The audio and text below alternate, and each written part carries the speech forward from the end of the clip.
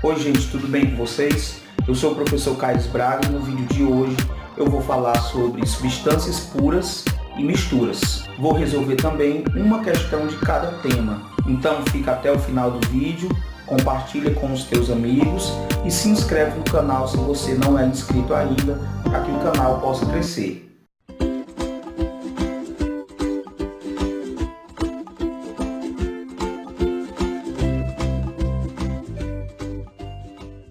Bem, gente, o que é uma substância pura? Uma substância pura, ela é um material isento de qualquer outro material na sua composição. Uma substância pura, ela vai ter propriedades físicas bem definidas, ponto de fusão, ponto de ebulição, todas as suas propriedades físicas serão bem definidas. E a principal característica é que a substância pura ela vai estar totalmente isolada de quaisquer outros materiais químicos. Por exemplo, a água pura. A água vai ser constituída apenas de H2O, substância química água. A água que nós utilizamos, por exemplo, a água potável, ela não é uma substância pura, porque ela vem adicionada de várias outras substâncias durante o seu tratamento. A água mineral, por exemplo.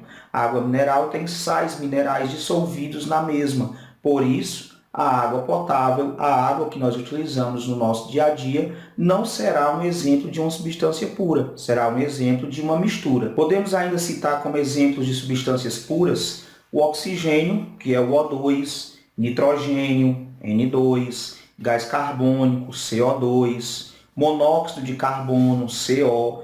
Qualquer substância isenta de qualquer outro material químico é um exemplo de uma substância pura.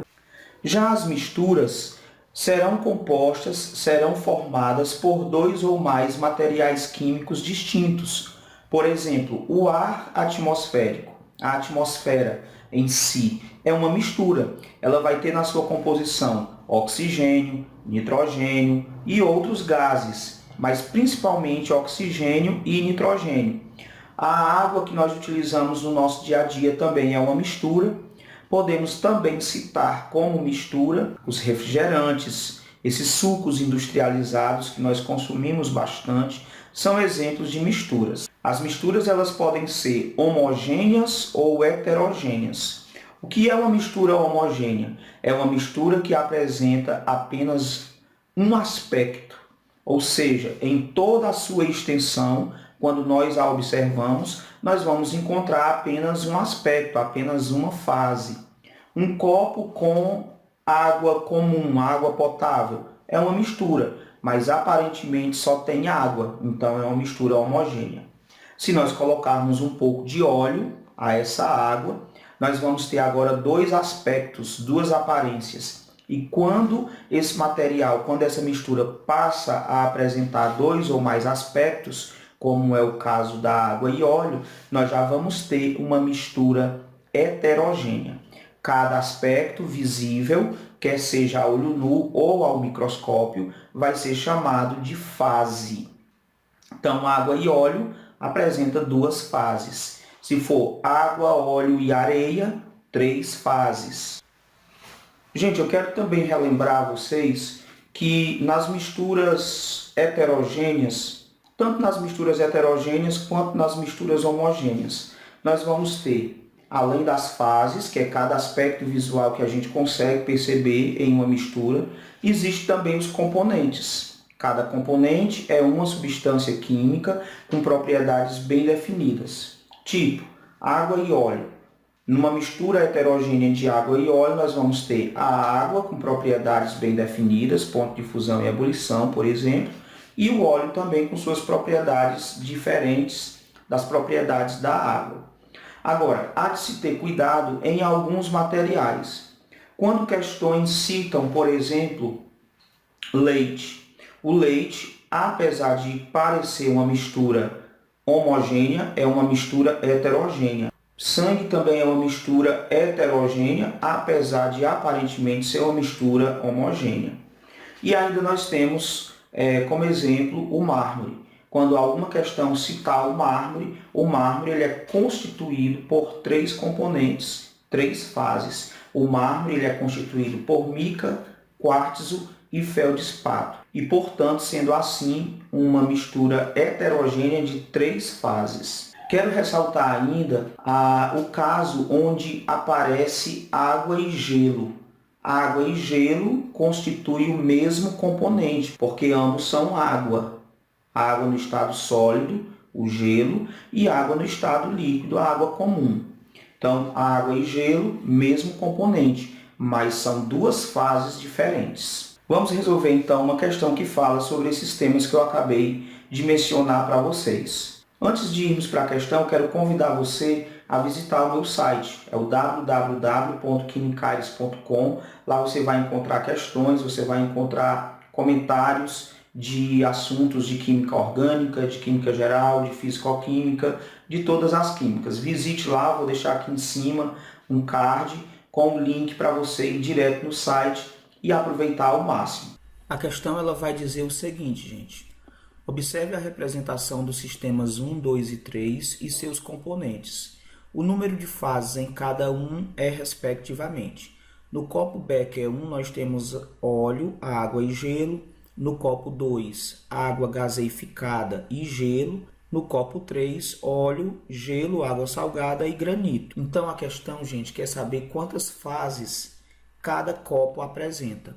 Para determinar o número de fases, você vai ver quantos aspectos visuais nós temos. Então, dá para ver o óleo, dá para ver a água líquida e dá para ver o gelo, que é água sólida. Aqui no copo 1 vai ter 3 fases.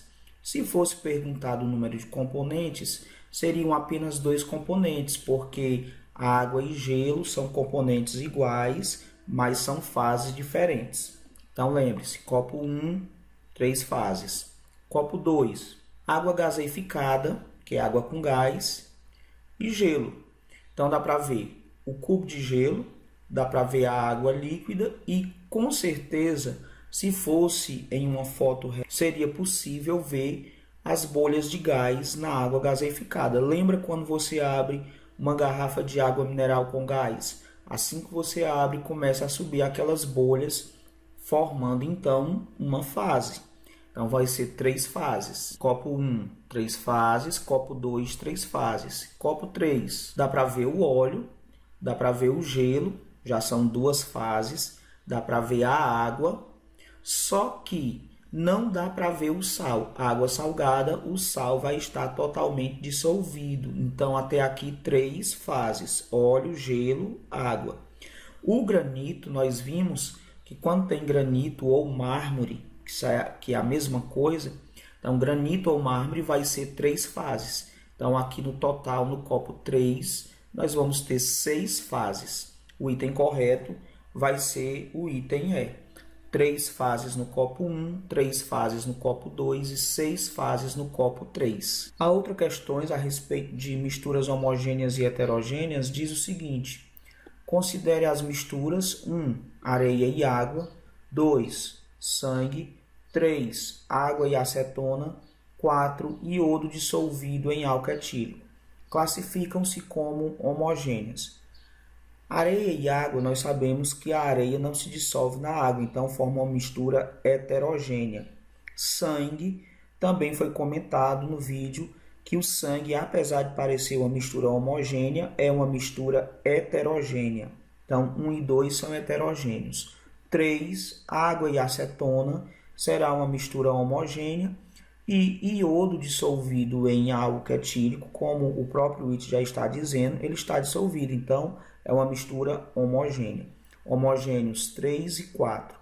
Então, classificam-se como homogêneas apenas 3 e 4. O item correto vai ser a letra D. É isso aí, pessoal. Espero que vocês tenham gostado do comentário do que é uma substância pura, o que é uma mistura homogênea e heterogênea, e que vocês também tenham gostado da resolução das questões. Um forte abraço e até o próximo vídeo.